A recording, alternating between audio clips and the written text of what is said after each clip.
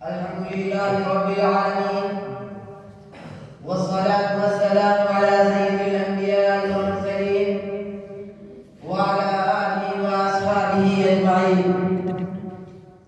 अम्मा बअद, फ़अऊज़ु बिल्लाहि मिनश शैतानिर रजीम। बिस्मिल्लाहिर रहमानिर रहीम। व अंतुम यअलमून इन कुंतुम मुमिनीन।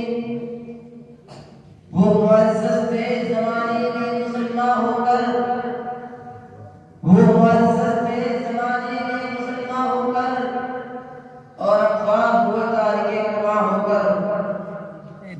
मोहतरम बुजुर्गों और दोस्तों, आज मेरी गुफ्तगू का मौजू मुसलमानों की तबाही और उसका इलाज है। आइए मुस्तकबिल की तामीर होकर उनके सामान तलाश करें।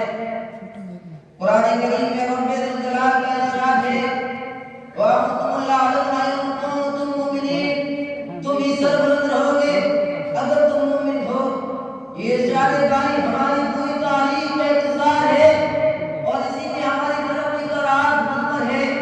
तारीफ के ज़िक्र वाक़ियात भी कुरान करीम का भी है कि जब भी हमारा रिश्ता अल्लाह उसके दीन से मजबूत रहा, सरबलंदी रुतबा में हमारे कदम चुमे और जब कभी मुश्किल आई हम इज्जत और वक़ार के आसमान से ज़िल्लत और वक़्त की इबादत करते हैं।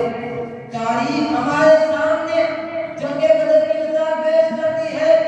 जंगे बदर में जो कामयाबी हुई उसे सीने की मजबूती की बुनियाद पर हुई और अगर कामयाबी होती तो कुफार मक्का पर होती, क्योंकि कुफार मक्का तकरीबन 1000 थे, बड़े जोश और खरोश के साथ थे। उनके पास 7 ऊँट और 200 घोड़े, 20 सबके पास तलवारें और 300 जंगी हथियार मौजूद थे।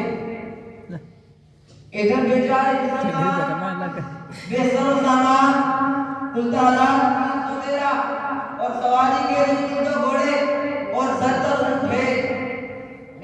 एक पर 3 4 आदमी सवार है और बात पैदल ही सफर कर रहे हैं और किसी के पास नेज़ा और कमान है तो तलवार नहीं और किसी के पास तलवार है तो नेज़ा और कमान नहीं।